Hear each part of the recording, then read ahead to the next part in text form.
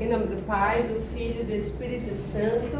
Amém. Espírito Santo de Deus, nós queremos te consagrar este encontro, as nossas vidas, cada crismando que aqui está, minha vida, a vida dos coordenadores, para que tu mesmo, Espírito Santo, seja o catequista deste encontro e de todos os outros que essa turma terá e já teve, dando muitos frutos em nosso coração, Senhor, frutos de santidade, frutos de virtude, nos solidificando nesta igreja, que é a verdadeira igreja de Cristo. Vinde, Espírito Santo, enchei os corações dos vossos fiéis e acendei neles o fogo do vosso amor. Enviai o vosso Espírito, e tudo será criado, e renovareis a face da terra. Oremos. Ó Deus, que instruístes os corações dos vossos fiéis com a luz do Espírito Santo, fazei que apreciemos retamente todas as coisas, segundo o mesmo Espírito, e gozemos sempre da sua consolação. Por Cristo, Senhor nosso. Amém. Ave Maria, cheia de graça, o Senhor é convosco. Bendita sois vós entre as mulheres, bendito é o fruto do vosso ventre, Jesus. Santa Maria, Mãe de Deus, rogai por nós, pecadores, agora e na hora de nossa morte. Amém. Nossa Senhora do Perpétuo Socorro, rogai por nós. Santa Rosalia, rogai por nós. São Carlos Cutis, rogai por nós. Em nome do Pai, do Filho e do Espírito Santo. Amém. Amém? Podem se sentar.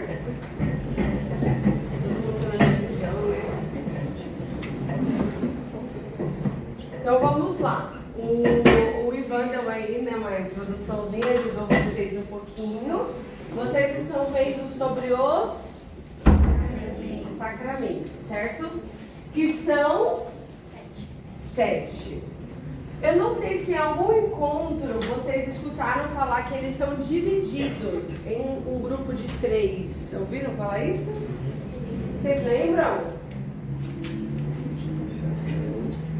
Olha, não vale colar, não vale dar. Não tá colando, não tá colando aqui, ó. Quais são os 3 grupos dos sacramentos? Iniciação, a vida cristã. Outro. Força. O segundo. E pode errar, gente. Tem importância, vocês estão aqui para aprender. Que é uma formação. Sacramento. Começa com C. Sacramento de. Alguém falou? De cura. E o terceiro, de serviço. Mas quais são os sacramentos de iniciação cristã? Batismo, Eucaristia e... Quais são os sacramentos de cura?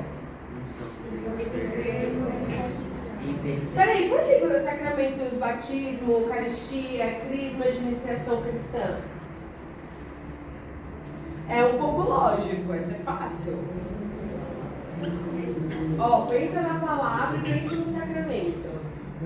Batismo inicia nossa vida cristã como filho de Deus. A crisma inicia nossa vida cristã como soldado de Deus. Eita, mas tá uma visão teológica aqui. A Eucaristia... Porque são os sacramentos, você tá no pensamento, tá indo no caminho certo. Por que os sacramentos de iniciação cristã são esses? Porque são os primeiros sacramentos que a gente recebe quando a gente entra para a igreja de Cristo, certo? Ok? Ó, vocês podem falar nesse encontro, tá? Só comigo. Ok? Tem ciúmes. Pode falar só comigo, o amigo do lado não pode, ok? Pode ser? Senão eu vou tacar esse negocinho aqui. Então, vamos lá. Então, os sacramentos de iniciação cristã, porque nos introduzem à fé da igreja. O sacramento, olha só, o batismo, né, quando a criança ela é ali batizada, ou o adulto, ou o jovem, é o sacramento que nos torna o quê? Filho de Deus. Depois, quando a gente recebe a primeira comunhão, a gente faz todo um encontro de catequese, não faz? Para receber a primeira comunhão. E depois o crisma tem que fazer também outras formações para receber. Porque nós estamos aprendendo sobre a nossa fé, certo? E os sacramentos de cura, quais são mesmo? Vocês falaram? São os enfermos e...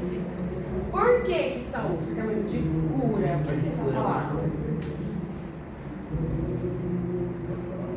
Eles curam a alma. Porque eles curam a alma. É isso mesmo.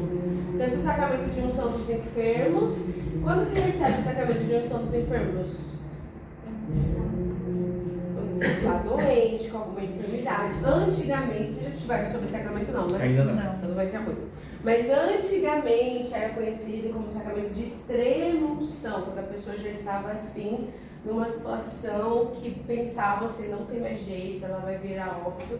Só que hoje em dia não, hoje em dia se você vai fazer uma cirurgia, se você está enfermo, está no hospital, está na sua casa enfermo, o padre pode estar lá e dar o sacramento da unção dos enfermos.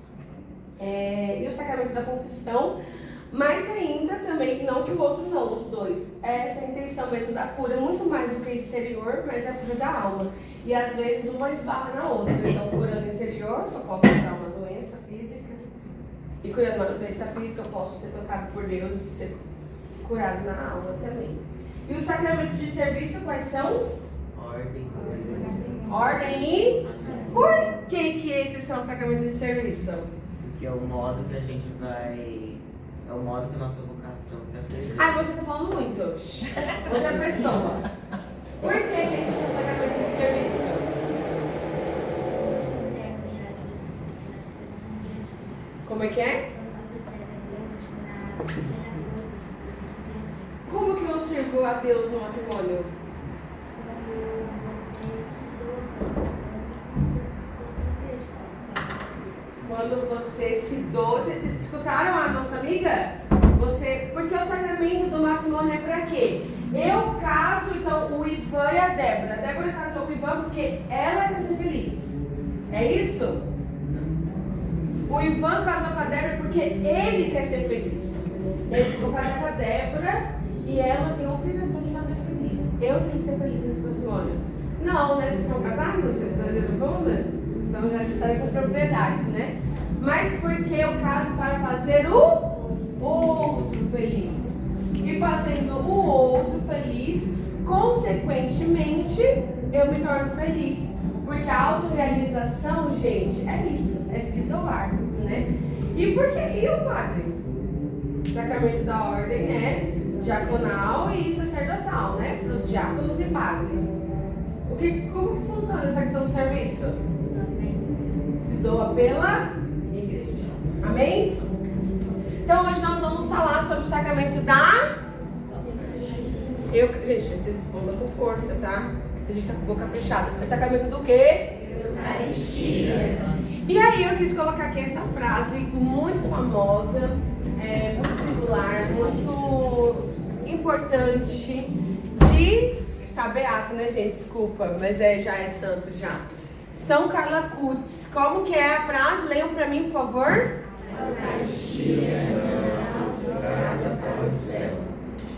Então, gente, é isso, né? A Eucaristia, o sacramento que nós vamos falar hoje. Esse é o sacramento dos sacramentos. Este sacramento aqui é o que norteia todos os 7 sacramentos. É o sacramento da Eucaristia. É o sacramento por excelência. É o sacramento da Eucaristia. Ela que é a nossa autoestrada para o céu. E eu coloquei essa frase porque para mim ela tem ficado muito interessante. Quando eu era da idade de vocês, que eu estava ali, eu cresci na igreja, mas aí eu dei uma bambeada, né, assim, no mundão. Quando eu voltei com tudo, eu falei, não, eu quero a santidade. Quando eu descobri, eu me despertei, que eu fui chamada a santidade, eu não tinha vida de oração pessoal, não sabia como que era ter vida de oração pessoal. Só que eu tinha 15 anos e eu ia pra missa todo dia. Todo dia. Eu ia pra escola, eu ia trabalhar, eu fazia minhas atividades, mas eu ia pra missa. E hoje, olhando, né, pra minha história, eu vejo que o que me fez permanecer foi a Eucaristia. Foi minha autoestrada e até hoje sempre será para o céu. Por quê, gente? Sem vida de oração a gente tem como permanecer em Deus? Tem? Não. Sem vida de oração vocês vão terminar o crisma. Se vocês não tiverem uma vida de oração diária, vocês não vão permanecer na igreja. Vocês não vão permanecer em Deus. Vocês vão se perder. Isso eu falo com toda certeza. Isso não é um caso, pode acontecer. Não, é certeza que eu tenho mesmo. Então, como eu não sabia como rezar, não tinha me despertado para a vida de oração, mas eu ia na missa todo dia, a missa era a minha oração. E que oração, né? Uma não substitui a outra. Mas eu percebo, nossa, como que eu consegui ser tão firme nessa época? Porque eu comungava Jesus todos os dias, era Ele quem me dava o sustento. Então tenham essa certeza, irmãos, que a Eucaristia nos dá força, nos sustenta, uma força sobrenatural, que a gente não enxerga, que a gente não vê, mas é uma força que nos move. Todo mundo aqui já comunga? Não? Quem ainda vai fazer a primeira Eucaristia? Nossa, bastante legal, isso aí, vocês vão fazer todo o gás, hein? Sabe? Presta atenção nesse encontro. Então vamos lá, sacramento, nessa palavrinha, quero dar uma introduzida aí. O que é o sacramento? É uma palavra tão meio abstrata, né, gente? Essa aqui pra mim é a melhor definição de sacramento, tá? É teológica essa definição. Conseguem ler?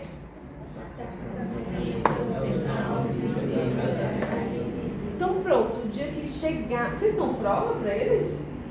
Então, se um dia na prova tiver o que é sacramento, é só você decorar essa frase. Fica a dica. É só decorar essa frase. Porque sacramento não é uma coisa meio abstrata? Mas o que é isso? Sacramento. Aí a primeira Eucaristia é crisma. Uma coisa parece que não tem nada a ver com a outra. É matrimônio, é ordem.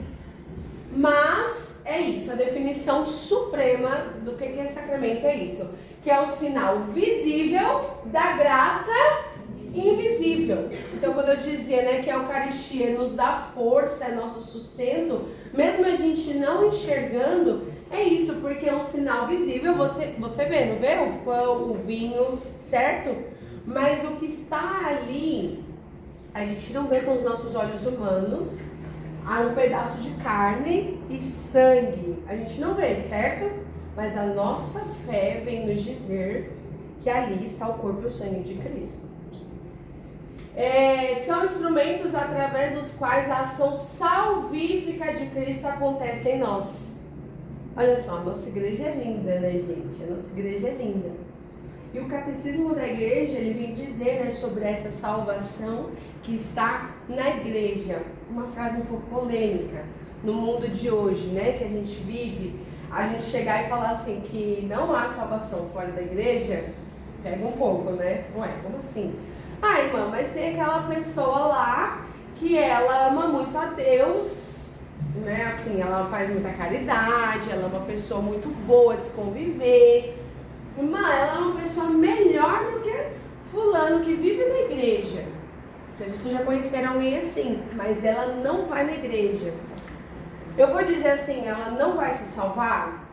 Ela vai para o inferno, está condenada? Não, porque isso não cabe a mim. Esse juízo não cabe a mim. Mas eu posso te afirmar que para nós que vivemos os sacramentos, que recebemos os sacramentos, é muito mais fácil. É como se eu quisesse subir para o céu de escada, de 10 mil degraus, ou se eu quisesse ir para o céu de elevador. Aí eu sou católico, eu recebo os sacramentos, eu escolho ir de elevador. Muito mais fácil. Claro que tem a nossa parte, né? Assim também, né? Festa da Mãe Joana. Mas tem também a graça que coopera para conosco. Então, existem 7 sacramentos. Gente, quem tiver dúvida, vai levantar na mão, tá? Se eu estiver falando muito rápido, você deu, mano, breca aí um pouquinho. Existem 7 sacramentos divididos em 3 grupos, que nós falamos, né? Iniciação, cura e serviço. A Eucaristia é o sacramento dos sacramentos. Todos os outros estão ordenados a ela como seu fim. Então, todo o sacramento está ordenado à Eucaristia. E a Eucaristia é o fim, é o ápice de todo o sacramento. Ok? Certo? aqui uma coisa interessante, coloquei até aqui o Sherlock Holmes. Diferença entre mistério e enigma. Quem sabe dizer qual a diferença entre mistério e enigma? Quem chuta assim? O que é um enigma? Vocês já brincaram algum jogo que você tinha que desvendar um enigma? Nunca? Vocês estão com medo de errar, né, gente? Não precisa ter medo, não. Vocês nunca jogaram um jogo que você tinha que desvendar um enigma para chegar numa resposta? Enigma é algo que você pode encontrar uma resposta clara. Exatamente. Enigma é algo que existe, presta atenção nisso. Enigma é algo que existe para ser desvendado, para ser descoberto. Ok? Então existe, você vai jogar lá um joguinho, vai falar, não sei o que é esse enigma. E aí vai te dar algumas pistas para você desvendar aquele enigma. Mas ele existe uma resposta. Ele é diferente de... Responde, povo, ele é diferente do quê? Mistério. De mistério. Porque mistério, gente, não foi feito para ser desvendado. E a Eucaristia é um enigma ou é um mistério? É um enigma ou é um mistério, gente? Mistério. Não sei se vocês já escutaram, né? Às vezes quando é a solenidade da Santíssima Trindade, a gente escuta isso, né? A história de Santo Agostinho, já escutaram? Santo Agostinho teve um sonho, estava andando na praia, e aí ele viu um menino lá colocar o mar dentro de um buraquinho de areia. Vocês já ouviram essa historinha? Sim. Então, aí ele colocava lá, quando ele chegou perto, o menino era quem? Um anjo.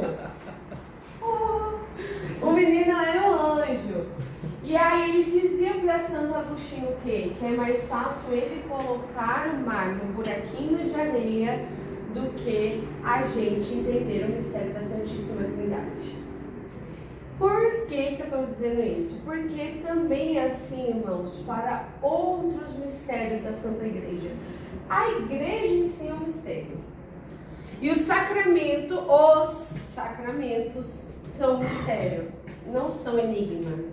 Então, a gente pode passar a vida inteira quebrando a cabeça. Como assim Deus, homem, carne da nossa carne aqui, ó, exceto no pecado, pôde habitar num pedaço de pão?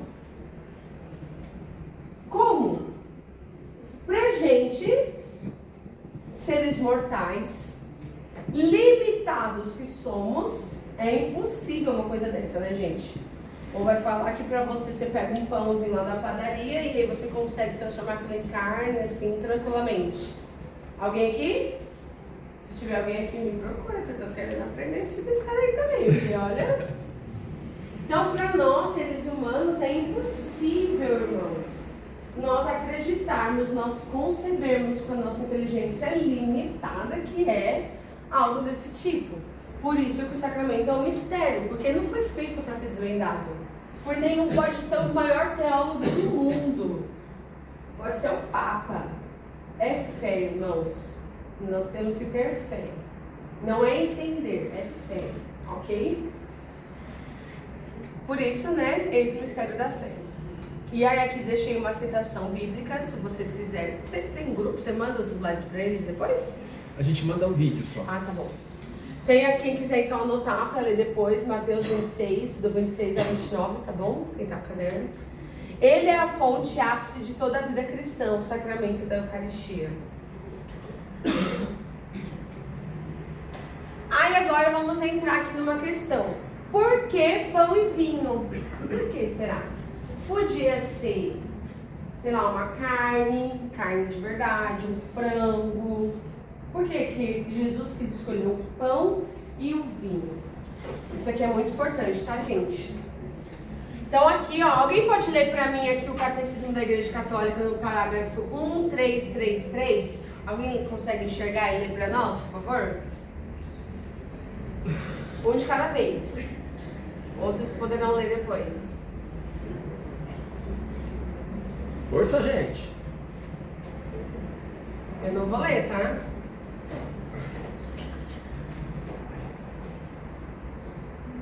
Ninguém lê, vocês não sabem. Ah, obrigada. O pão e o vinho, frutos da terra e do trabalho do homem, tornam-se pela invocação do Espírito Santo e pelas palavras de Cristo, o corpo e o sangue de Cristo.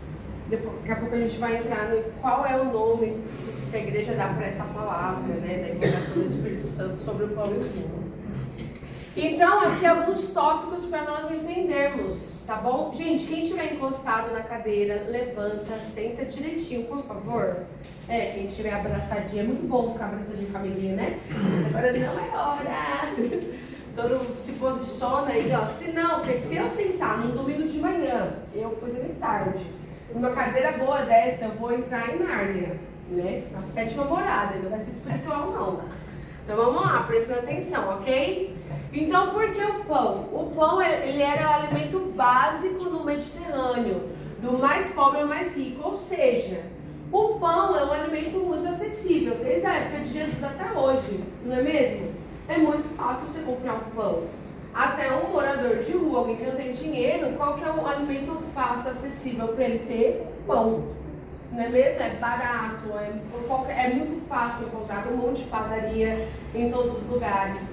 Então, o pão é um alimento básico e muito acessível. Vários tipos de pão, todos conheciam e tinham acesso, até hoje, né, gente? Continua assim. Pão simbolizava sustento e vida. E aí aqui tem algumas referências bíblicas também, quem quiser anotar e ler depois, tá bom? O maná no deserto, né, era um pão que as pessoas comiam. O que aconteceu? Você já lembra dessa passagem do maná? Lembram?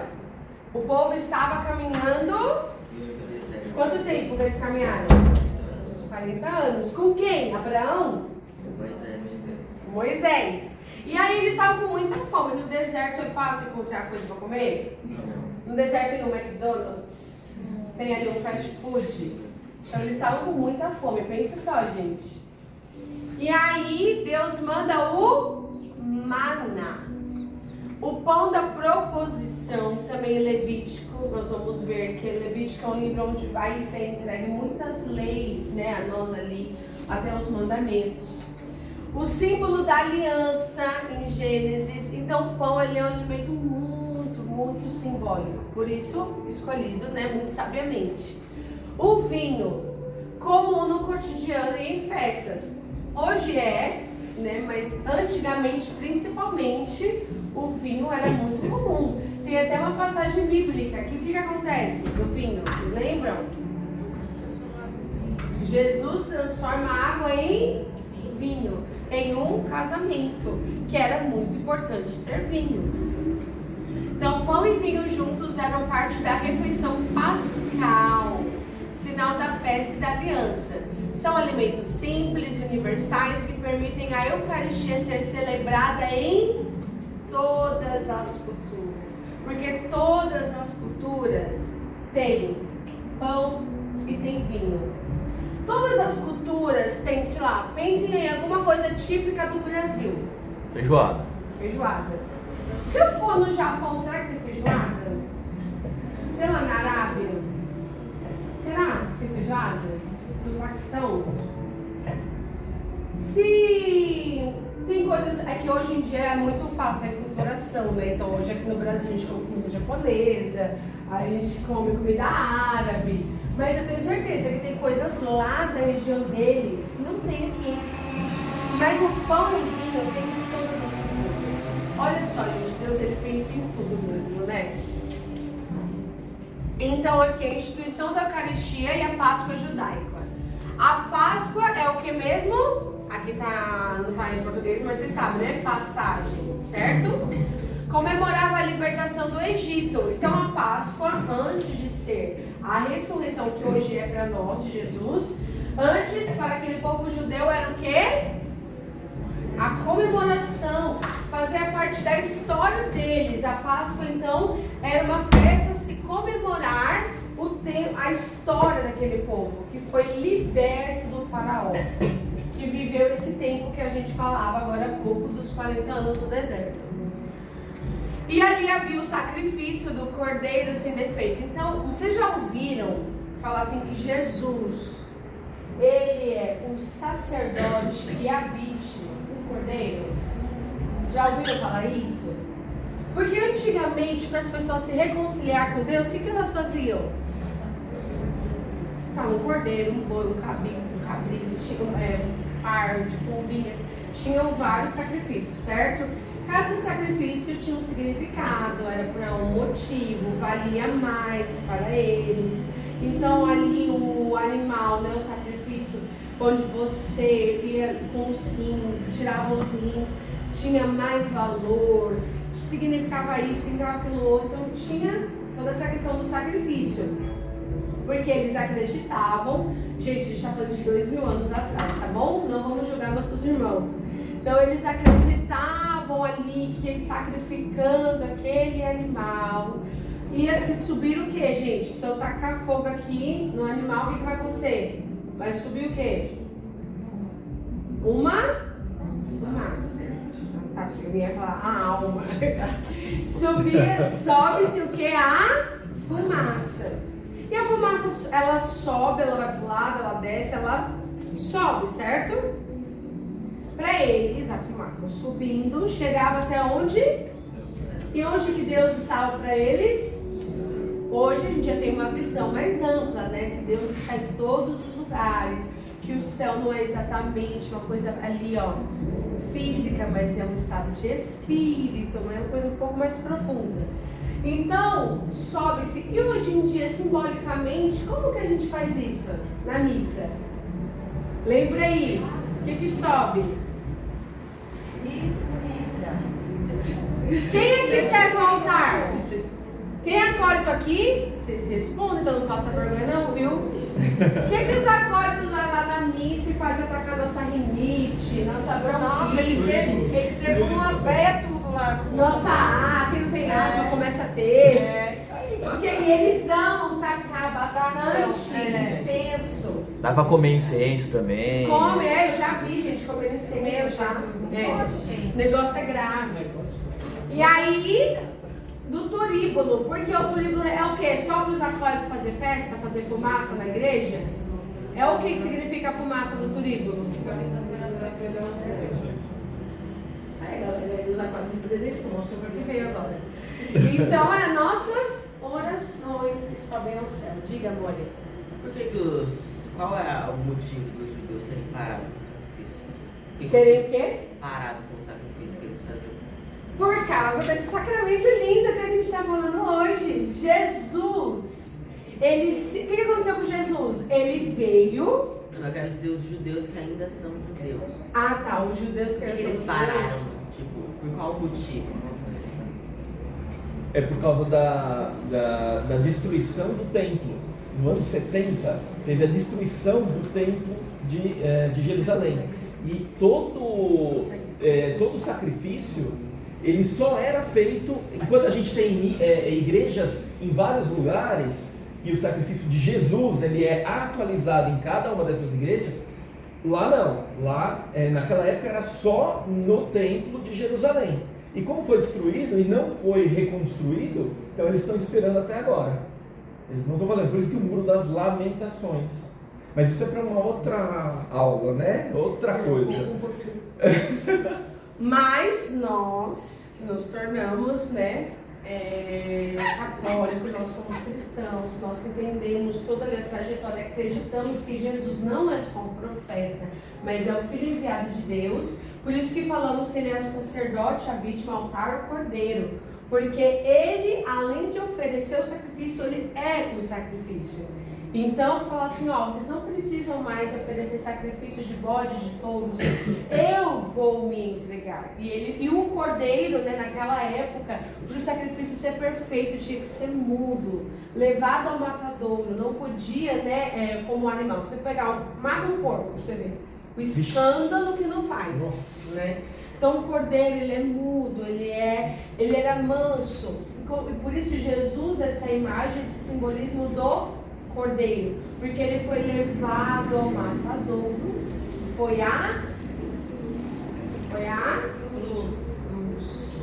E aí ele se deu mudo, inteiro, entregue, tendo a certeza de que ninguém tomava a vida dele, mas ele a dava livremente. Né? Então, para que não precisássemos mais fazer sacrifícios, que nós estávamos ali sendo redimidos, Jesus pagou toda a nossa culpa, daquele povo até o fim do mundo, ali ele redimiu todas as nossas culpas.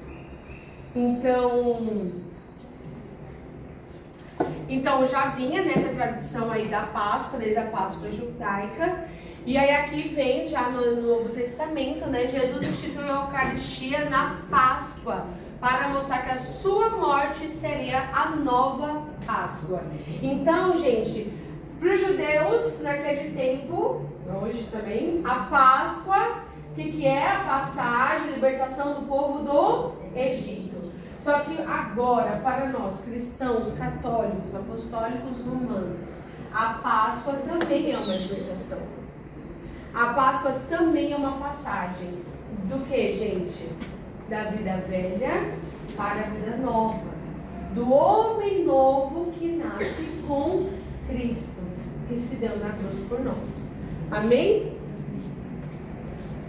Aí aqui nós vamos entrar um pouco na Santa Missa. Então na missa nós comungamos 2 vezes. Tá lá a colinha, né? Nós comungamos o quê? Só da Eucaristia? Gente, a cola, né? Da liturgia da palavra. Então, né, nós costumamos dizer que na Santa Missa nós temos 2 altares. O altar da palavra, o altar da Eucaristia. A mesa da palavra, a mesa da Eucaristia. Porque antes de nós comungarmos a Eucaristia, nós comungamos da palavra. E qual que é a palavra que nós comungamos na Santa Missa? Que momento é esse? Que momento é esse, gente? Pode arriscar, gente. É. Força.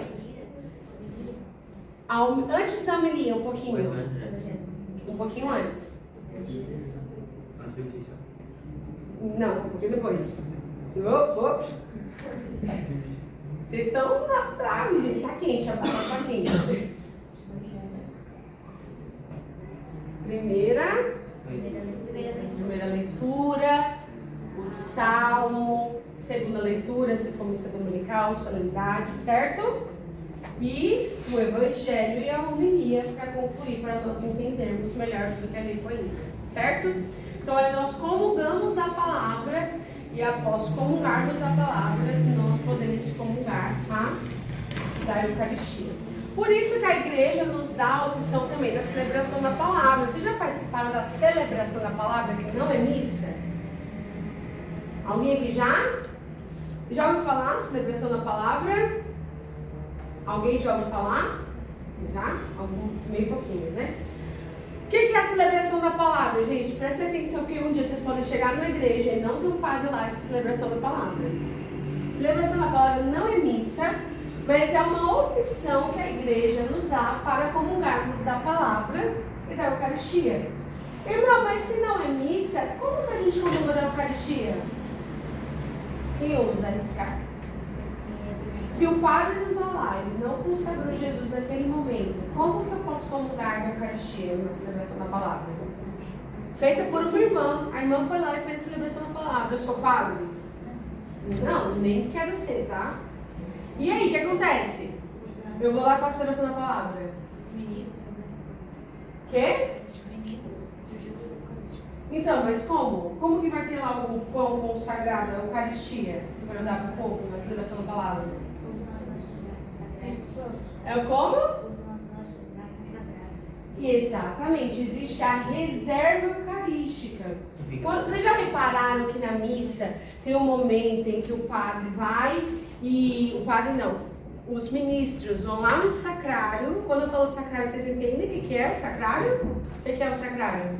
O lugar que guarda A reserva eucarística, certo? O corpo de Cristo já consagrado, as partículas já consagradas. Fica lá naquele, o sacrário, aquele negócio redondo, bem bonito na igreja, certo? Nas algumas igrejas é redondo, aqui é quadrado. Aqui é quadradinho. Aqui é quadrado.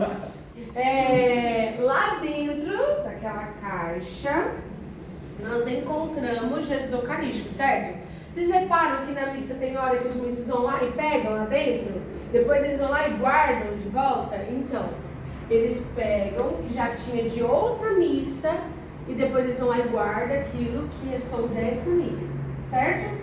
E aí, quando eu tratei a celebração da palavra, eu vou comungar com reservas eucarísticas que o padre já deixou consagrada lá. Olha só que beleza. Não é missa porque não é, o padre não vai transformar. Isso, eu já falar a palavrinha certa já. É isso mesmo. Porque ali não é missa, porque não tem o padre, para ser missa tem que ter um padre. E aí também não vai ter o momento ápice da Santa Missa, que é o momento ápice da Santa Missa. Quem saberia me dizer que não tem a celebração da palavra porque não tem padre? Só pensar um pouquinho, gente. Tem um sino na hora. Força, gente. A parte do ofertório, o padre ora para consagrar. Transfiguração? Que momento que o padre acontece a transfiguração, transubstanciação? Que momento que acontece? Na hora do ofertório? Que momento que o pão, que era só pão, se transforma em corpo de Cristo? No canto de entrada. Tem um momento que vocês se ajoelham, lembra? Vocês sabem, não sabem o nome desse momento? Consagração. Então tem um momento ali que vocês vão se ajoelhar e o padre vai transformar o pão em corpo de Cristo, o vinho em sangue de Cristo. Gravem essa palavra, é importante, tá? Consagração. Então, na celebração da palavra, não tem a consagração, porque tem o padre. Então, entenderam? Ok? Aqui, gente, pra gente aprender. Todo mundo fala essa palavrinha bem linda. Consegue enxergar? Não é píclise, tá? É epíclise. Vamos lá, todo mundo repetir? Epíclise. Epíclise. O guri de branco, como que fala essa palavra? Você. Opa! Fala de novo.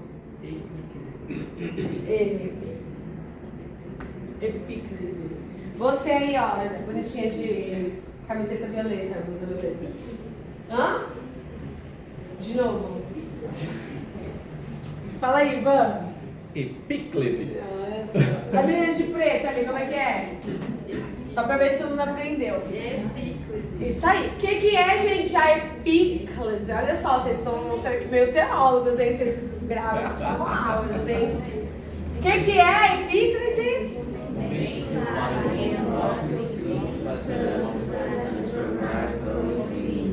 Então, tem um momento, presta atenção, tem um momento ali, nós estamos ali na oração eucarística, certo? Já passou do ofertório, e aí o padre fala, pronuncia, tem várias orações eucarísticas, tá? Quem serve ao altar consegue entender um pouquinho melhor. Lá no missal, aquele livro grosso que o padre usa, certo? Tem algumas orações eucarísticas, primeira, segunda, terceira, quarta, quinta. E aí ele escolhe, então hoje eu vou usar a terceira. E ali na terceira tem uma forma, uma oração específica para essa invocação do Espírito Santo. Mas a gente presta atenção que isso acontece, o padre ele faz assim com as mãos, fazendo essa oração, e o sino toca. E a gente faz o quê? Ajoelha.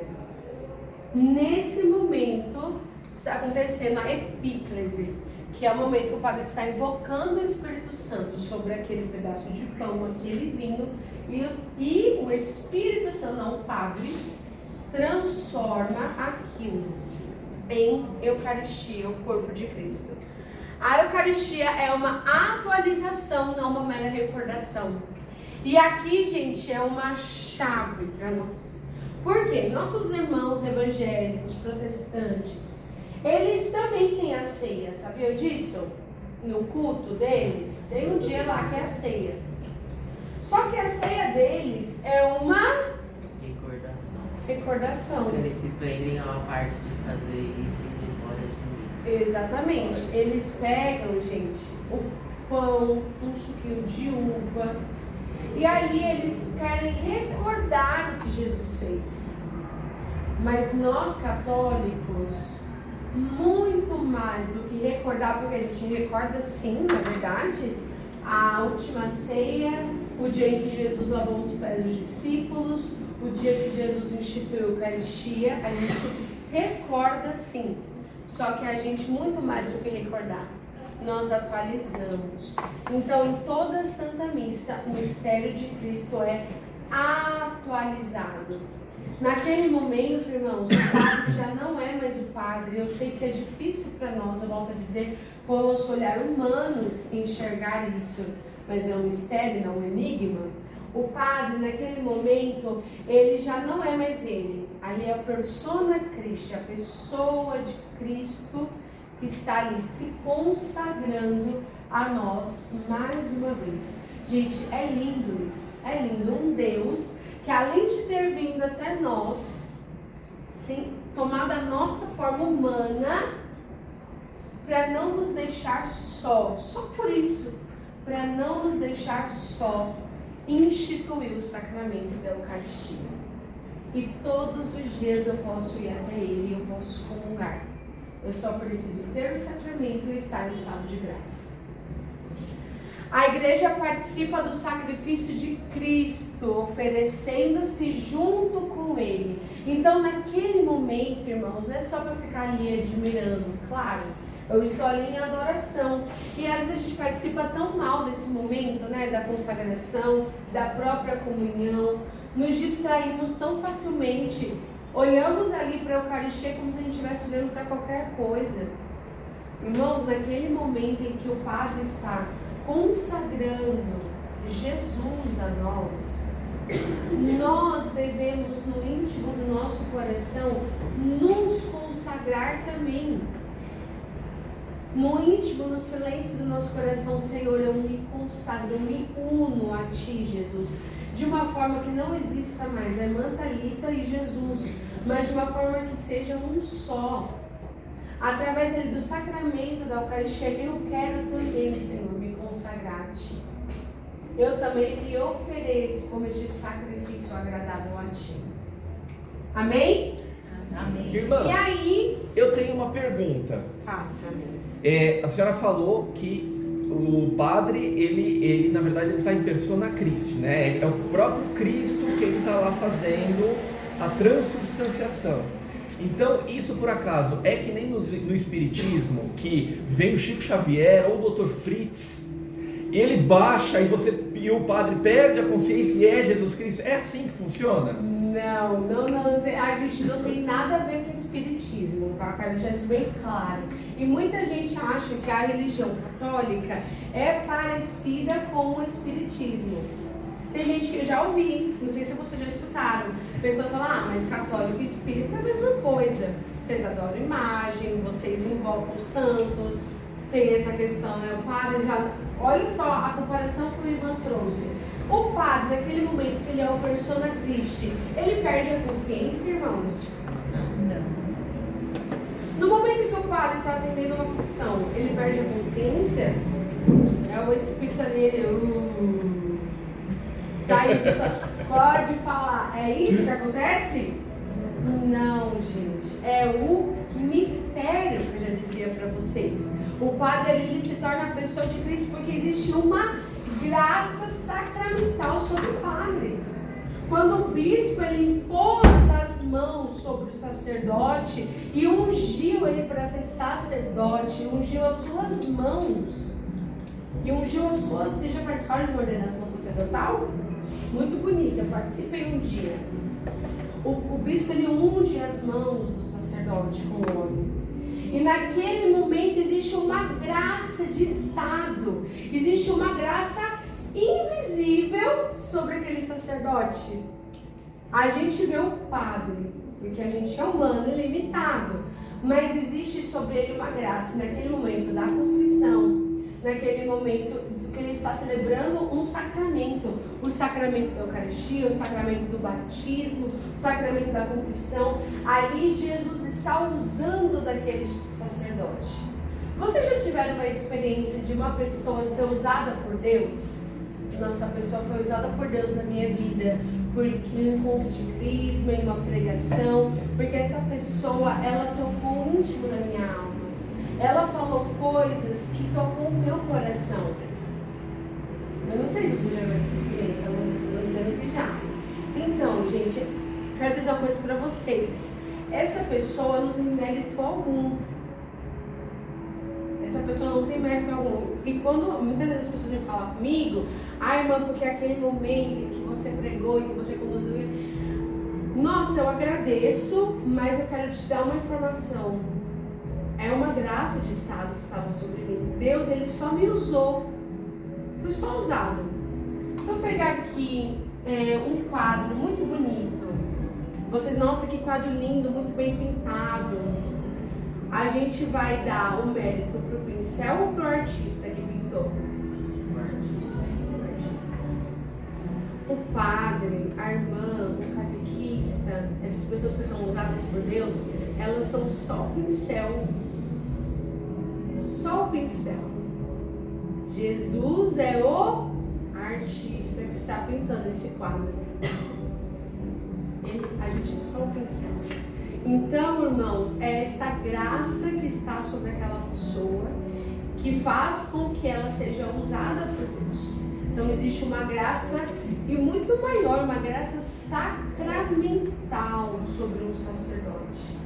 Que o dá graça, não é qualquer um que pode pegar um pão, pode fazer as mesmas orações que o padre fez, mas não vai transformar o pão, não vai acontecer isso daqui, ó, a transubstanciação, porque aquela pessoa não tem o sacramento, ela não recebeu essa graça invisível, certo? Ok? Mudança, então a transubstanciação é a mudança real do pão e do vinho no corpo e sangue de Cristo. Apenas as aparências permanecem. O corpo. Você já experimentou? Quem aqui nunca comungou? Levanta a mão de novo. Quem nunca comungou? Quem nunca comungou? Já experimentou a hóstia? A hóstia? Nunca? Eu lembro que eu era coroinha. E eu não tinha chegado ainda, né, na fase de comungar. Aí o que a gente fazia? Ia lá na sacristia e aí o padre deixava, né? Ia lá e experimentava a hóstia sem consagrado. Não pode, lá na sacristia. Fora do sagrado, entenderam? Por que eu estou dizendo isso? Porque, gente, não muda a hóstia sem consagrar, a hóstia consagrada, tá bom? A forma não muda, não vai mudar. O gosto. A não ser que você tenha uma experiência mística, aí já é outra coisa, né? Que pode acontecer. Mas é o que eu quero dizer com isso. Mas a nossa fé, eu volto a dizer, na graça visível, mas que é invisível para nós no sacramento, nos faz acreditar que ali é o corpo de Cristo. Não importa o tamanho, isso aqui é importante, tá? Não importa o tamanho da fração, é o corpo de Cristo. Então, se você comungar uma partícula desse tamanhozinho aqui, ó, quebrou, acabou. No dia da sua primeira comunhão, os ministros contaram errado, e aí chegou na sua hora de comungar, acabou a hóstia consagrada. Aí o padre começa a fracionar. Não sei se vocês já viram isso. Começa a fracionar um pedacinho, bem pequenininho, como é o seu nome? Um pedacinho bem pequenininho pro Lucas, o outro pro pro Flávio, um pedacinho pro Vitor. É Flávio, né? Rafael. Gente, vamos perdoar que a irmã foi dormir muito tarde hoje. Vamos perdoar. Eu falei o nome do menino, os outros ficaram rindo, eu falei, ué, não entendi. Desculpa. Pode ser, gente, uma partícula minúscula. É corpo de Cristo. É corpo de Cristo. Por isso que vocês sabiam o que acontece, será, se a gente pegar e sem querer caiu aqui no altar. Vocês viram, no altar tem uma toalha, certo? Já repararam? Na hora do ofertório, o padre estende outra toalha, uma menorzinha, que chama quadrada, assim, ó. A outra não. Corporal. Eu disse menor porque é menor que a fora do altar. É, porque é menor do que a toalha do altar, entendeu? Comparado, ela é bem menorzinha. E aí ele estende ali no altar. Por que ele estende aquele corporal no altar? Vai ficar mais bonitinho? Caso venha a cair partícula. Então, sei lá, caiu um pedacinho de partícula. O que vai fazer com aquele corporal depois? Vai pegar, caiu um pedacinho de partícula, eu vou bater aqui, dobrar e usar em outro momento. Como? Eu vou colocar o corporal numa bacia de água já destinada para aquilo. E ali a partícula que caiu, que é uma partícula pequenininha, mas ali é o corpo de Cristo, ela vai se dissolver na água, certo? E aí aquela água eu faço o quê? Jogo no ralo? Numa planta viva, certo? Uma planta de verdade. Eu vou lá, olha só o zelo que a gente deve ter com a Eucaristia. Tá vendo a importância? Para... Opa! Licença. E também, gente, não só no corporal, né? Às vezes a gente recebe Jesus na mão. Então, pode ficar um pedacinho, uma partícula na nossa mão. Assim como a irmã falou, a gente não pode fazer assim, a gente também não pode fazer assim. Se ficar um pedacinho de Jesus na nossa mão, a gente também não pode fazer assim. A gente tem que comungar todo Jesus que está lá. Então, quem opta por receber na mão, tem que também prestar atenção. Se ficar um pequenininho, se a gente faz assim contra a luz, a gente vê. A gente tem que receber, tá? Por isso que muitas vezes a gente orienta, receba direto na boca, né? Porque aí na boca a chance das partículas caírem é menor, a gente tem mais zelo. Mas vocês não são obrigados a receber na boca. Vocês podem escolher se vão receber na boca ou na mão, tá? Desculpa, irmã. Imagina, alguém ia fazer uma pergunta? Por que você colocou numa planta? Tem que ser... Porque a planta é viva, né? A terra. Pode colocar aí. Não, não sei. Porque se for planta, só planta. Só planta. Só planta. Só pode pôr na planta, porque a planta é viva, vai voltar para a terra, que é algo vivo, da criação do Senhor. Não tem como, eu vou jogar no ralo e vou embora. Já pensou? O corpo de Cristo indo embora pelo ralo? Ai, misericórdia. Então, por isso, esse zelo que a igreja deu da orientação de pôr ali numa planta. Para jogar fora. Certo? Ali para a terra. Ok? Então, para comungar, gente, o que é necessário? Estar em pecado, estar em estado de graça, que é sem o pecado. Vocês já viram isso, né? Pecado grave, venial.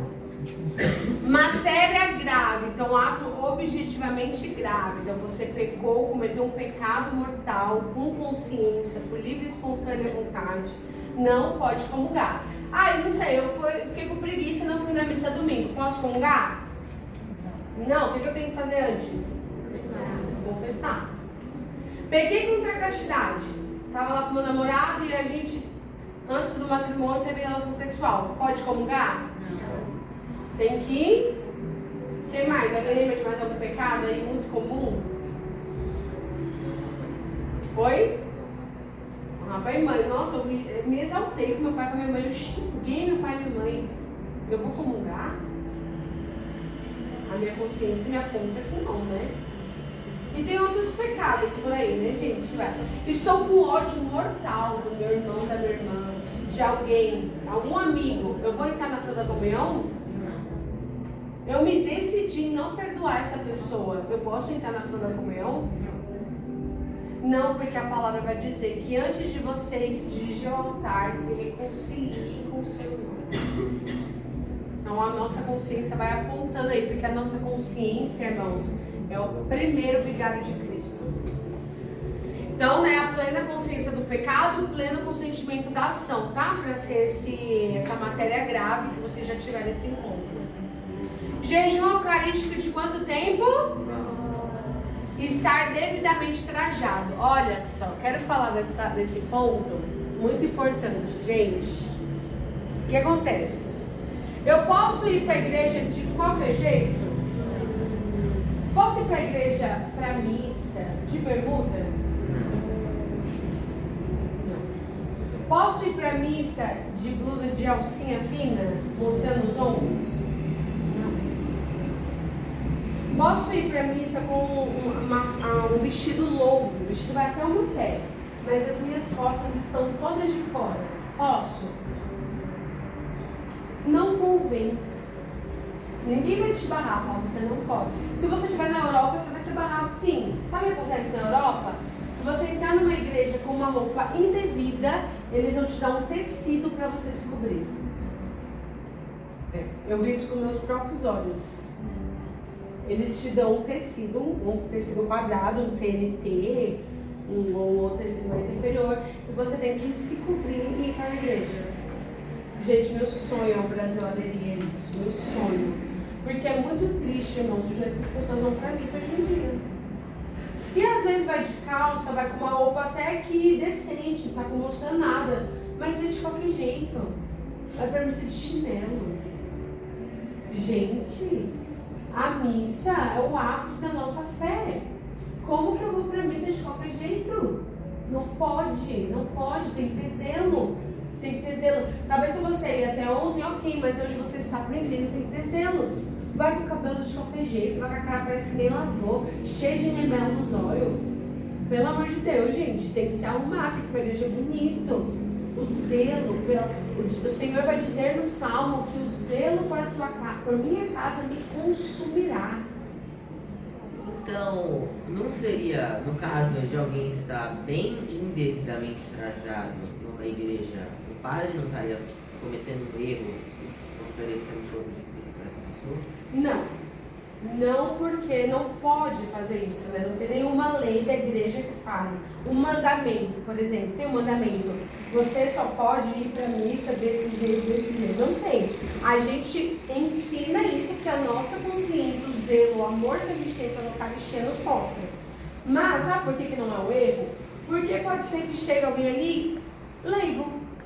Uma pessoa que não teve a graça que vocês estão tendo de ter um encontro onde ela vai ser catequizada e ela vai ser ensinada que ela não pode de qualquer jeito.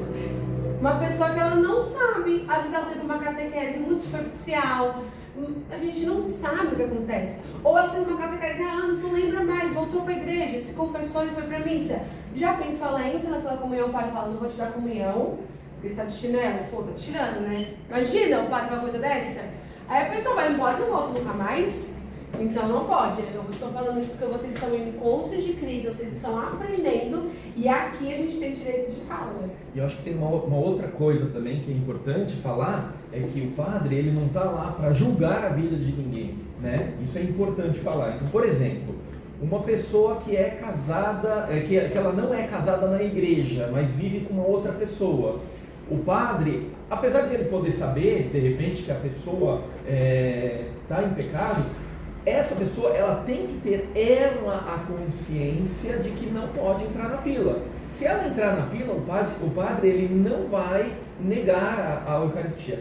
A única chance de um padre negar uma Eucaristia é se essa pessoa ela é uma pecadora pública. E quando a gente diz que é uma pecadora pública, ela está nas mídias falando sobre aborto, incentivando, ela está nas mídias falando sobre alguma besteira, aí ela é pública, e já aconteceu algumas vezes, mas são casos muito excepcionais, muito excepcionais. Fora isso, o padre pode até saber, você pode saber da minha vida e falar, putz, o Ivan não merece estar na fila, o que ele está fazendo lá? Mas vai da minha consciência entrar ou não na fila. Porque provavelmente você sabe que você está pecando, então você sabe que você estaria pecando e dá. Exatamente, mas ninguém pode virar para mim e falar assim, Ivan, você não pode estar na fila, você tem um pecado que eu sei. Entendeu? Então, é sempre da consciência da pessoa.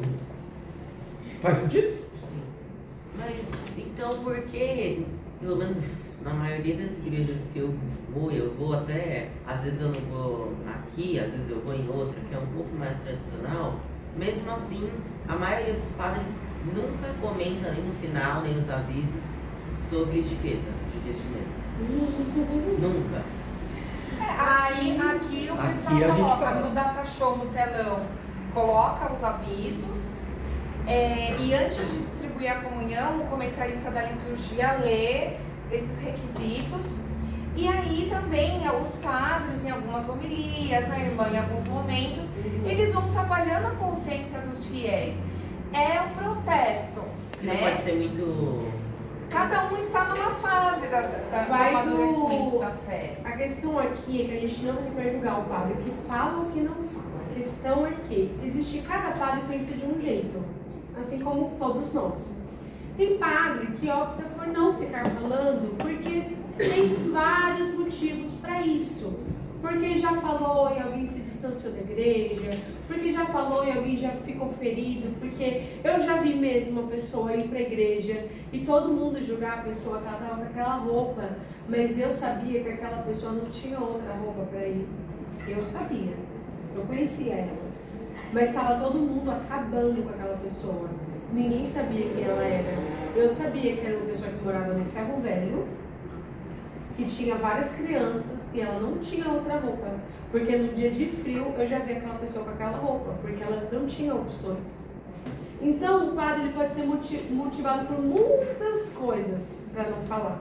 Então não cabe a nós. O que cabe a nós é a gente sabe.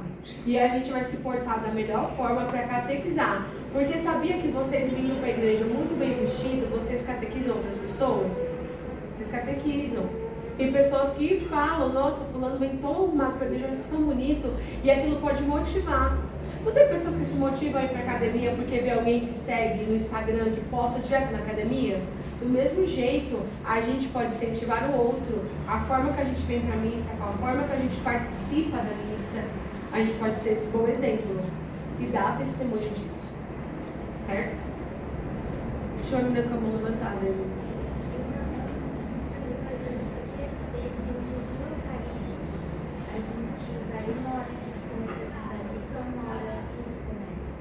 Então,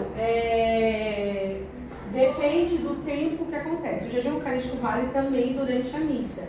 Então, até chegar o horário de comungar, aconteceu bastante coisa, certo? Que já foi ali, sei lá, meia hora, mais ou menos. Então, a gente tem que ter esse zelo, sim, antes de vir o tempo que eu vou comer, se vai dar esse tempo. Eu conto com o tempo da missa, mas o tempo só da missa não é o suficiente. Então, eu tenho que contar um pouco antes também.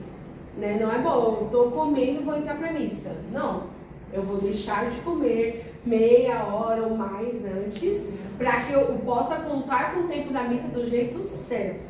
Então, comer e ir para a missa não é bom. Né? Então, tem que dar uma meia hora antes, para contar com as meia hora até chegar a hora da comunhão. Certo? Chiclete na missa, pode? Não. Chiclete, uma vez, gente, eu fui numa vigília.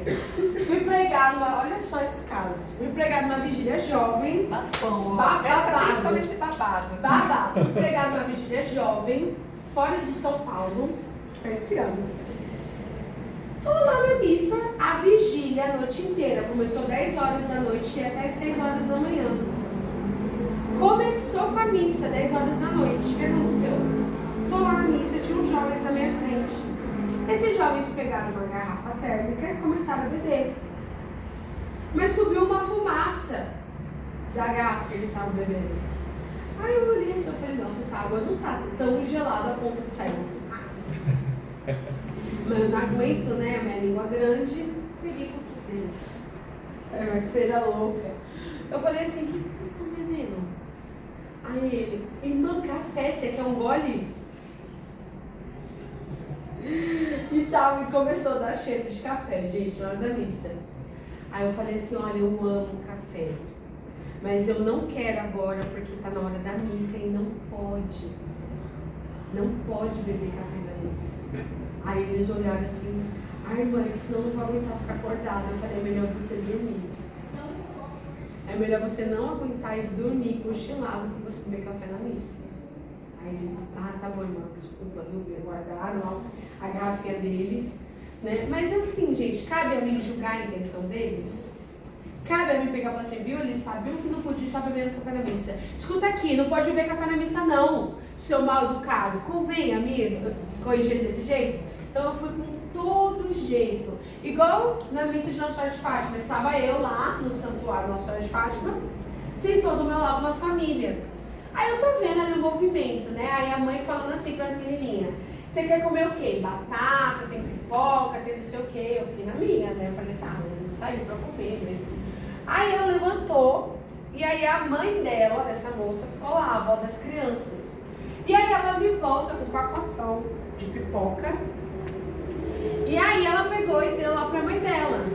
Aí eu peguei e falei assim: bom, né? Fiquei quieta. Aí ela começou a comer. Quando ela começou a comer, eu falei assim: olha, com todo jeitinho, senhora, ó, você não quer comer lá fora? Porque não pode comer. Só que a igreja estava lotada. Eu entendi por que ela quis comer lá.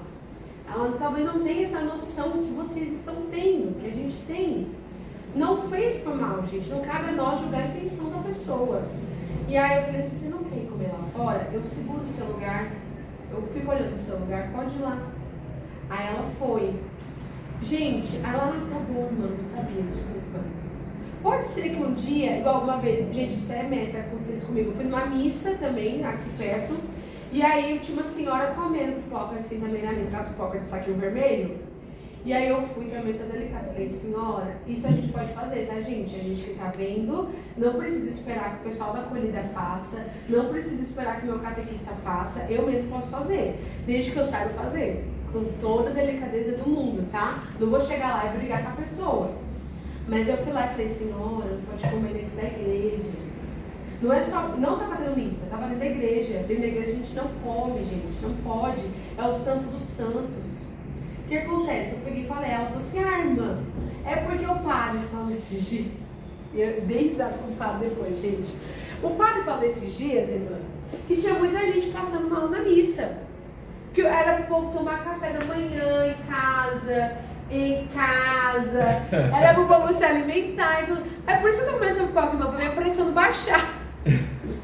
Falei: então, é que o padre quis dizer pra se alimentar bem antes da missa, não aqui, na igreja. E aí ela pegou e guardou lá o pacotinho de pipoca dela. Vocês estão vendo? O povo às vezes não tem essa noção, gente. Mas a igreja é um templo sagrado. Não se pode comer, não se pode ficar de qualquer jeito na igreja. Não, sabia uma coisa que não é muito falada e que às vezes deixa passar? Não convém eu participar da missa com a minha perna cruzada. Nossa, irmã, é só um detalhe. Mas não convém eu na missa eu estar com a minha perna cruzada. Não é muito interessante, gente. Aí não... Nossa, irmã, mas só uma perna cruzada. Mas não é muito interessante. Não, é melhor eu tenho que estar portada na missa, sabe? Com postura, com retidão, para participar da melhor forma possível. Então, são detalhezinhos, gente, que a gente vai aprendendo e a gente vai sendo educado, tá bom? Uma coisa interessante para a gente finalizar é a forma, a Débora entrou nesse assunto, eu queria reforçar a forma que a gente comunga. Nós que distribuímos Eucaristia, a gente presencia as pessoas comungando de diversas formas, que não são certas. Como que é o jeito certo de comungar? Ajoelhado. Ou na boca, ou na mão, ou em pé, ou ajoelhado. É opcional, a igreja não impõe, tá bom? Eu não posso comungar, o ministro vai me dar a Eucaristia, eu pego a Eucaristia da mão dele. Não posso. Eu faço isso daqui, ó, como se fosse um trono, se eu for comungar na mão. Estão vendo? A mão esquerda, a mão direita embaixo. O ministro colocou Jesus na minha mão, eu venho com a minha outra mão, pego Jesus e comungo, ou eu vou direto e comungo. Certo? Eu não posso ir lá, guardar a Eucaristia, eu vou e pego na mão do ministro, né? Eu, sei lá, faço coisas mirabolantes. Ou eu. E se for comungar na mão, não é assim na boca, não é assim também não. Eu chego lá como se eu tivesse, né? Amém, abre a boca. Não. Coloco a mão no coração. Faço vênia antes. Né? A pessoa está comungando na minha frente, eu faço já vênia. Quando for minha vez, abro amém. Amém. O corpo de Cristo, eu respondo amém. E aí eu abro a boca e comungo. Ou se for o caso, for comungar na mão, amém. Colocou, comungo na frente do ministro e saio. Também não comungo na mão e saio assim com Jesus pela igreja andando, tá? Então essas coisas é importante a gente ressaltar, certo? Ó. Se for colocar a mão, você vai se ajoelhar. Mas,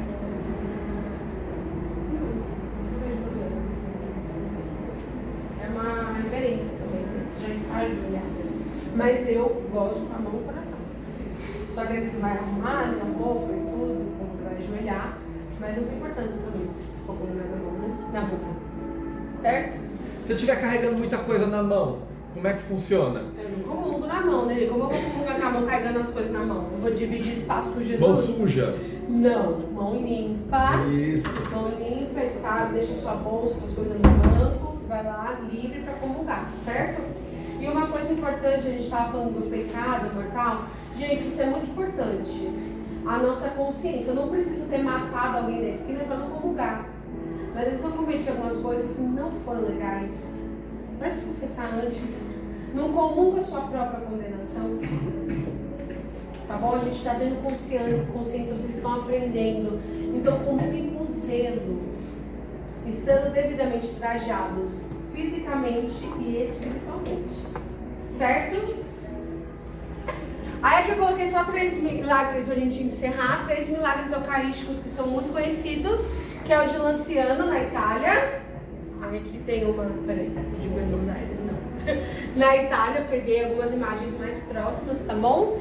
Esse aqui aconteceu cerca de 750 depois de Cristo. Um monge basiliano duvidava da presença real de Cristo na Eucaristia. E a maioria dos milagres acontecem assim. Durante a consagração, a hóstia se transformou em carne viva e vinho em sangue, que coagulou em 5 glóbulos. Aí tem análises científicas modernas que confirmam e que foi um tecido cardíaco, ou seja, aquela carne que se transformou na consagração, gente. O pão se transformou em carne de verdade. Aconteceu. E ali os cientistas, né, após muitas pesquisas, confirmaram que era um pedaço do coração. E o sangue, qual que era o tipo. Tem também de Buenos Aires, que é a imagem do milagre. Aconteceu mais recente, em 1996. Uma hóstia consagrada que havia caído no chão foi colocada em água para se dissolver.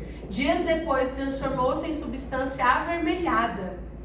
E aí esse doutor Ricardo Castanol, o professor Frederick, confirmaram tratar-se de tecido de músculo cardíaco, mas de novo o coração, com glóbulos brancos vivos, indicando que o tecido estava pulsando no momento da coleta. Ou seja, gente, não era um pedaço de corpo de alguém morto. Jesus está vivo. Gente, dá uma olhada no ano que aconteceu. É muito recente. É muito recente. Para vocês talvez não, vocês são muito jovens, mas gente, 96 faz 30 anos. E foi o Papa Francisco, que na época ele era bispo de Buenos Aires, e ele foi um dos que atestou a ocorrência do milagre. Olha que coisa linda. Logo aqui. E o milagre de Orvieto, em Bolsena, na Itália, tá bom? Em 1263, é um pouquinho mais antigo. Um sacerdote alemão, Pedro de Praga, duvidava da presença real de Cristo na Eucaristia. De novo. Ao celebrar a missa na igreja de Santa Cristina de Bolsena, a hóstia começou a sangrar, manchando o corporal. Lembra que a gente falou do corporal? Aquele pano que o padre estende no altar? O Papa Urbano IV, que estava em Orvieto, ordenou a investigação e instituiu a festa de Corpus Christi, o corporal manchado de sangue, venerado até hoje na Catedral de Orvieto. Ou seja, devido a esse milagre, hoje nós temos a solenidade de Corpus Christi, que nós já comemoramos, que é a solenidade do corpo de Cristo. E para finalizarmos, eu deixei essa frase, que a nossa vida deve ser uma constante celebração eucarística. Gente, façam, olha aqui para mim, por favor, façam da vida de vocês uma celebração eucarística. Tem uma comunidade católica que chama Eucaristós. E quando eu conheci essa comunidade, achei muito interessante, porque eles ensinavam isso, que o carisma deles era fazer da vida uma constante missa. Como? A nossa missa, a nossa vida, a gente tem um momento de ato penitencial, um momento que a gente perdoa os nossos irmãos e a gente é perdoado. A nossa missa existe os momentos do ofertório, os momentos de oferta. Momento em que eu não quero ir para o crisma, mas mesmo assim eu vou para o crisma e eu ofereço ao Senhor. Eu faço essa oferta da minha vontade. O momento que eu não quero obedecer minha mãe e meu pai, mas eu obedeço, eu oferto ao Senhor que eu queria. Ai, eles estão mandando eu fazer bem, mas eu oferto ao Senhor porque eu devo honrar pai e mãe. Os momentos da consagração, em que eu me consagro a Deus, em que eu me dou. Jesus, ele se dá na consagração a nós. E existe um momento na nossa vida que a gente tem que se dar também, não é? Quase sempre, assim, no nosso dia, quase 24 horas por dia, a gente está se dando. Então, no momento que eu estou aqui dando o crisma e conto para vocês, eu estou no momento da consagração na missa na minha vida.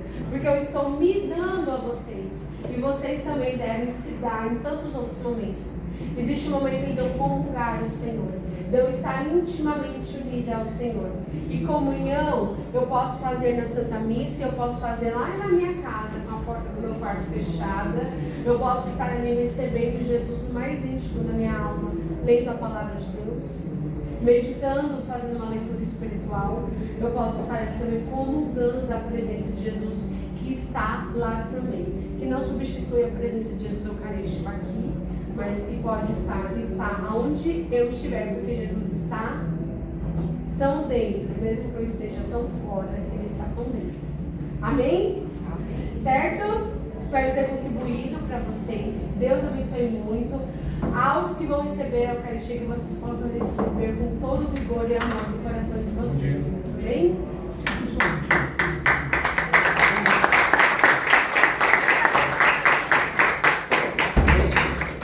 E assim, super obrigado, irmã. Que aula, hein? Meu Deus, vocês gostaram? Sim ou não? Sim! Gente, que aula! E ó, uma coisa que eu frisei na semana passada, volto a frisar agora e vou frisar nessas próximas aulas, é que o sacramento, gente, ele é eficaz. Ele é eficaz. Como a irmã falou aqui, deixa eu voltar dois rapidinho aqui. Foi. Que o monge, ele estava duvidando da presença, enquanto ele estava celebrando, enquanto ele estava fazendo a transubstanciação, ele estava duvidando dentro do coração dele. Então, sacramento é assim que funciona, não depende da nossa fé. O batismo vai acontecer independente da nossa fé. O crisma vai acontecer independente da nossa fé. E a Eucaristia, assim como todos os outros sacramentos, a Eucaristia, ele acontece até mesmo se a gente duvidar.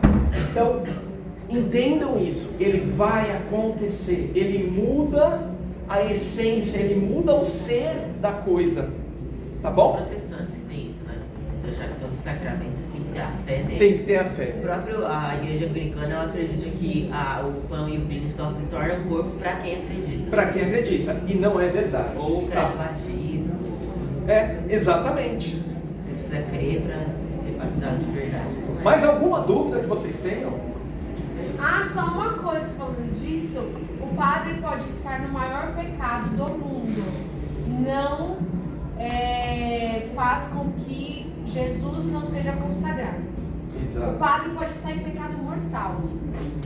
A fé do povo, Jesus está ali não pelo padre, mas por nós, por todos, pelo padre que está no pecado também, né? por ele, mas Jesus ele não vai, então não, essa hoxa vai ser só hoxa porque esse padre é um pecador, tem um pecado mortal, então não vai acontecer transubstanciação.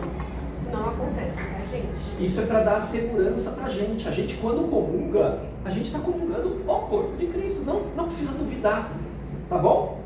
Bom.